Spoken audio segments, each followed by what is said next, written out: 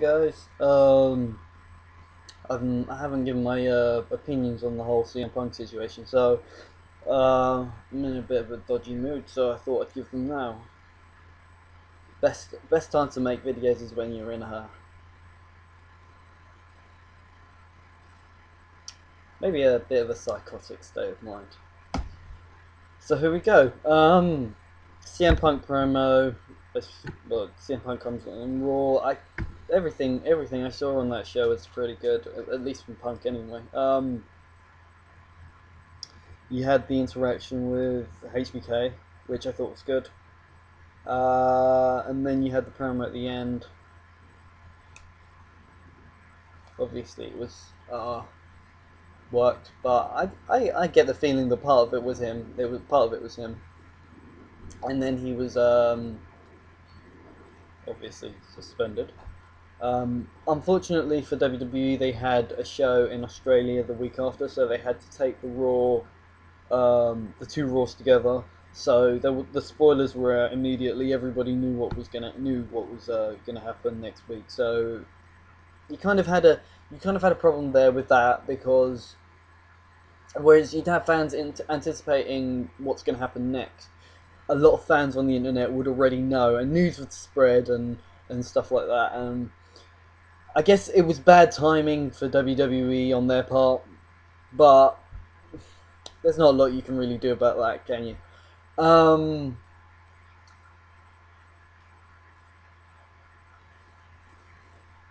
what did come after was good. Whilst I'm not the biggest John Cena fan. I'm not the biggest John Cena hater. Um, I know what the guy's capable of, and I don't think he's the worst thing in wrestling at the minute. Um, the whole Super Cena thing is, it's not as bad as it was. That's my opinion anyway. I mean, he used to be um, literally win every single match. I mean, in 2006, I mean he was top billing for so many matches, and he just beat pretty much everybody who was put in his path.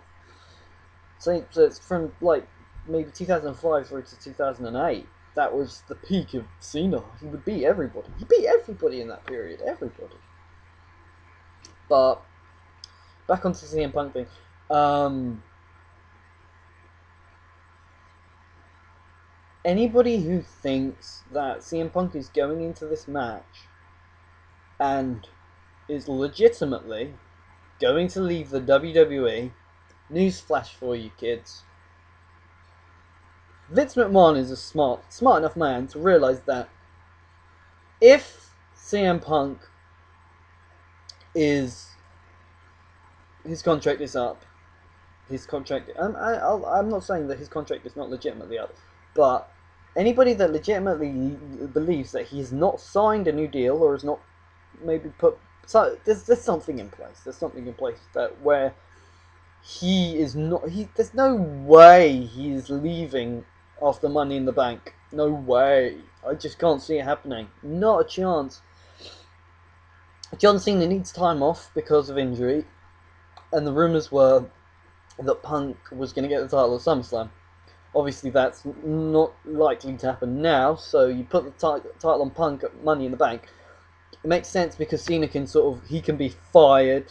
I mean, you can cover it with something like, as long as CM Punk is champion, John Cena's gone, or whatever, anything. Just you can take John Cena out, give him some time off.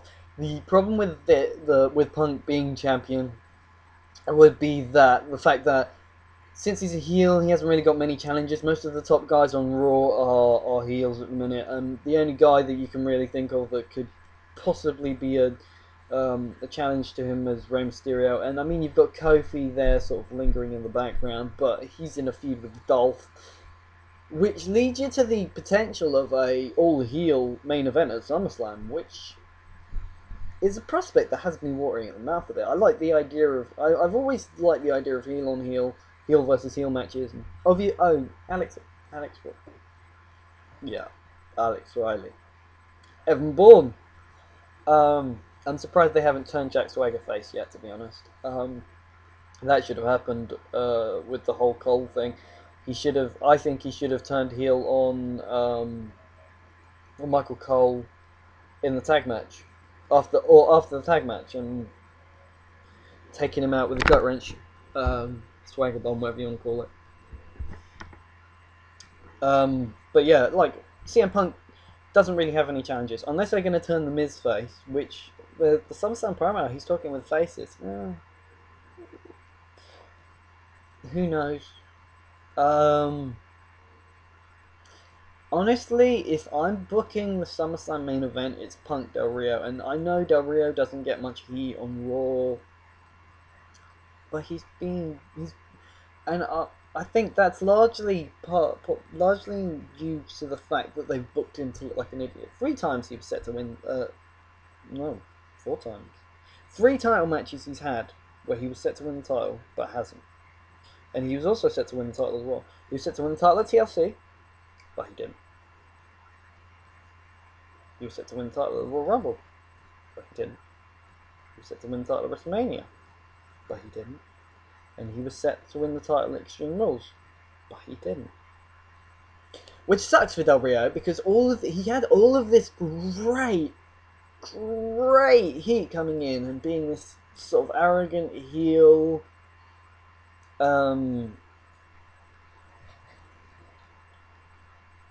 And he came in and he feuded against the top. I believe Ray was the top face on SmackDown at the time. Can't really think of anybody else who was sort of stand up to him. I think Ray would have been the top face outside of Undertaker maybe, but Undertaker wasn't around at the time. He came in and he feuded against the top face, and you've got all this heat that built around him, and he just sort of shot up to. Undertaker was around at the time, but he wasn't. He was in a feud with Kane. All this heat around Del Rio, and I mean, even going into WrestleMania, even going into Extreme Rules with that ladder match with Christian, he still had heat on him. But since he got drafted to Raw, downward slope, yeah. And then he was put in a program with Paul White. Now Paul White is gonna Big Show. Big Show is he's alright. He's alright at helping build stars. He's alright. He can do it. He'll do what he can. But even Big Show's limited because he's so big, and he's not the best worker. I mean, he could get somebody over, but Del Rio was somebody who was already over and who needed a real sort of heated feud. He really needed to go in there, and he needed to be with somebody who was sort of maybe main event, sort of upper mid card, one of those sort of guys. And I think the perfect guy for this, given the position they were in, would have been Morrison. Morrison would have been the perfect guy. You put Del Rio and Morrison in a feud together, you're going to get some great matches. You're going to get both guys are going to get elevated, because I think Del Rio could help Morrison take it up to that other level. And I think coming out of the feud, if you booked it right, and if you pushed them hard, and if you really sort of maybe even centered Raw around this feud and actually made the title a secondary feud for a couple of months, then you could have this could easily have been one of the biggest feuds of the year. Unfortunately, obviously Morrison got injured, so I'm not sure how it would have worked out. But Morrison versus Del Rio is definitely a prospect. I was looking at when the draft was over, and I was thinking, ooh, that could be interesting. But what can you do? Things don't pan out as they should. But I still think Del Rio needs to win the title on his next title match. Although the idea of Punk versus Del Rio is a nice one, I'm not sure now. I wouldn't want to take Del Rio and sort of bury him. I want to use SummerSlam as the platform where I start rebuilding Alberto Del Rio. And I think the way you do it is that you put the title on is when you put the title on Punk, you put him in a feud with somebody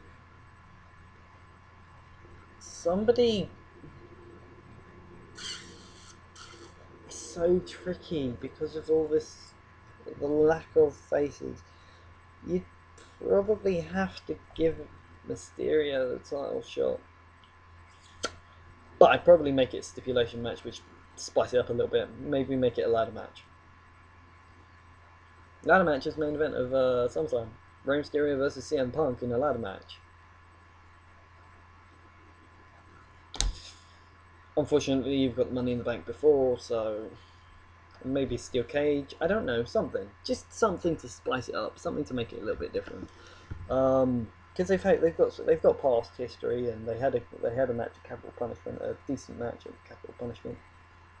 So, yeah. As far as Punk going up against Cena, this has the potential to be the biggest match of the year.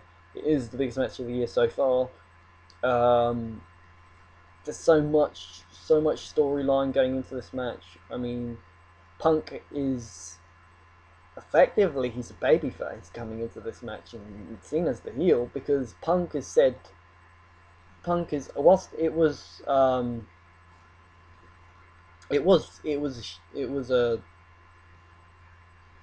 kayfabe. It was still what we as wrestling fans have all been saying. All of us have been saying the same things, and Punk came out and said it for us. He was our outlet. Punk is he's one of those guys who's very popular on the internet. A lot of internet wrestling fans think CM Punk should be world champion, should be WWE champion, should be in the main event, should be going over people like Orton and Cena and Mysterio. Somebody who should be at the top of the card each and every night, who puts on good matches, but doesn't get the credit he deserves. And it's disappointing as a CM Punk fan myself, because saw his work in Ring of Honor. I remember watching the first exposure I got to CM Punk was, I believe, his feud with Raven, and I saw a bit of him and Julio De Niro versus Raven, and they kept going through partners in the when TNA still had weekly pay-per-views. He brought in, it was Raven and Sandman versus Julio De Niro and CM Punk, and then you had Raven went for a few weeks, and you had Sandman keep bringing in partners. He had like Sabu and Balls Mahoney and Terry Funk, and then Terry Funk brought, and then Sandman sort of went, and Terry Funk brought back Raven, and I thought, even then, I thought Punk was the better of the two, and I thought Punk was the guy that stood out for me as a wrestler. And I saw Punk's feud with Raven in Ring of Honor, which was, seriously, that feud was absolutely amazing. CM Punk and Raven, the feud was brilliant, and I think it's helped mold the character that CM Punk is now, because you look at CM Punk, and a lot of what he says and does reminds you of ECW Raven, or at least reminds me of ECW Raven. I mean, I haven't watched a lot of ECW, and what little I have has been sort of the high points of ECW. But from watching that and watching this now, CM Punk, I see the parallels. The Raven of the mid to late '90s and the CM Punk of the modern era. There is a similarity to them, and I think a lot of what happened then has helped get CM Punk to where he is now. I mean, everything comes from somewhere. Everything's stolen. Everything, but they don't call it plagiarism. They don't call it stealing ideas. It's called homage. And I think that CM Punk, he's got the Kenta moveset. He's got Raven-esque sort of feel to him.